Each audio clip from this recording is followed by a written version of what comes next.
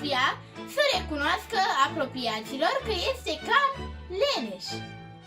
Cu toate acestea, a fost ales primul domn al țării românești și în doar 7 ani a reușit să pună bazele unui stat modern.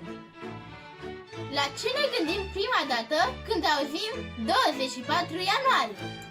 Ok, bine, zi liberă, glumesc. Ne gândim desigur la Mica Unire și la Alexandru Ioan Cuza. Azi vom afla secretele Marelui Domnitor. Dar, înainte de toate, nu uitați de like și subscribe.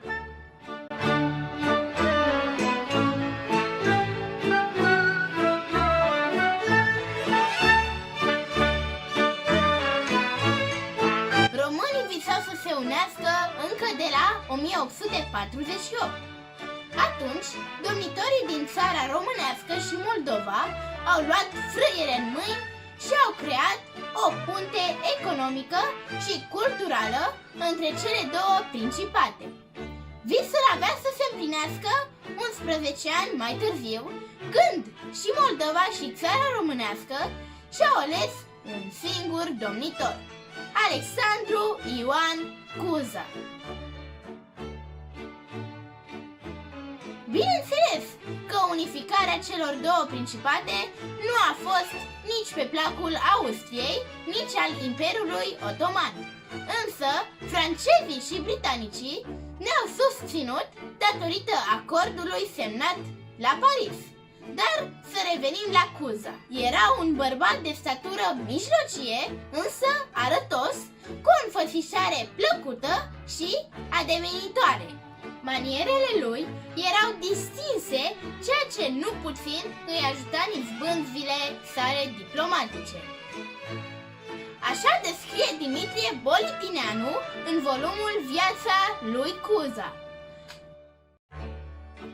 În copilărie, viitorul domn a fost coleg de școală cu Vasile Alexandri și Mihail Gogălnicianu la pensionul lui Vasile Honim din Iași.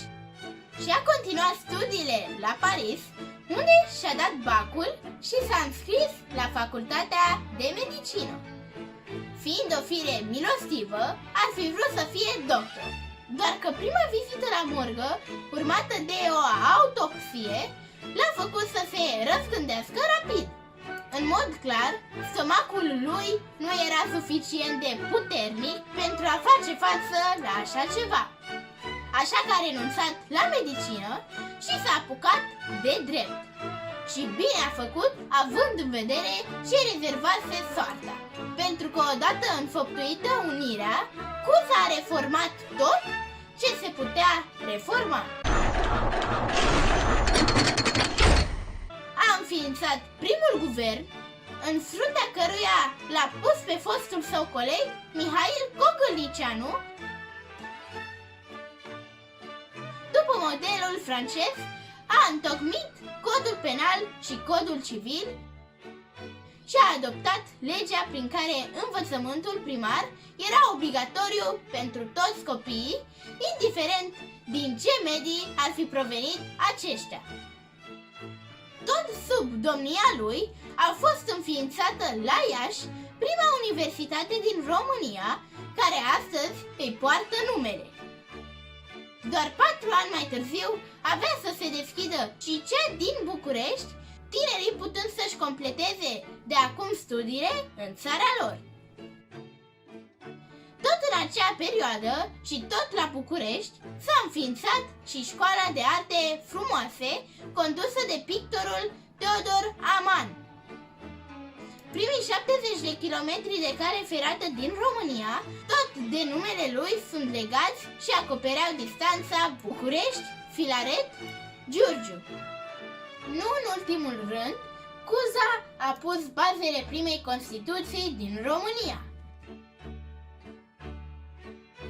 Acesta era Cuza, cel din manualele de istorie. Dar cum era Cuza omul?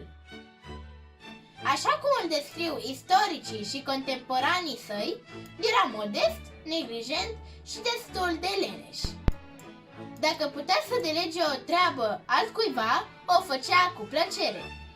detesta să fie în centrul atenției, să facă băi de mulțime și să participe la evenimentele simadicoase impuse de funcția pe care o avea. Prefera mâncărurile simple, nu era pretențios, ce-i drept, nu era nici extrem de cultivat și nici nu avea vreo pasiune arzătoare pentru lectură sau obiecte de artă. Avea simțul umorului, uneori devenind deranjant de cinic și ironic.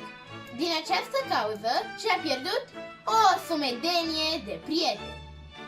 Viciile lui cele mai grave erau cafeaua și tutunul. Le consuma în exces, motiv pentru care a ajuns într-un final cu sănătatea în piuneze. În epocă despre el se mai spunea că ar fi fost un cartofor înrăit. Totuși, această informație s-a dovedit de-a lungul vremii a fi fost una falsă. Juca într-adevăr astfel de jocuri, dar nu făcuse vreo obsesie pentru ele. Se mai spunea despre el că ar fi fost un mare iubitor al doamnelor. Cu toate acestea, Cuza s-a împărțit toată viața doar între două femei, Elena, care a devenit soție, și Maria, care se pare că a fost marea lui iubire. Până în ultima clipă a vieții, alături de el a rămas soția. Elena i-a fost aproape toată viața, susținându-l la bine și la greu, în timp ce Maria i-a fost aproape cât a fost domnitor. După ce a abdicat, sursele istorice spun că l-ar fi trădat chiar cu un bun prieten de-al lui. Indiferent cum ar fi fost în viața lui privată, poporul îl adora. A fost singurul domnitor în jurul căruia s-au născut legende chiar din timpul vieții acestuia. Majoritatea îl prezentau ca fiind bun și milostiv cu sărmanii și apric și necruțător cu boierii. Legendele persistă și astăzi și cu siguranță le-ați întâlnit și voi prin cărți. Este într-adevăr un personaj care merită toată atenția noastră. Cam atât pentru azi.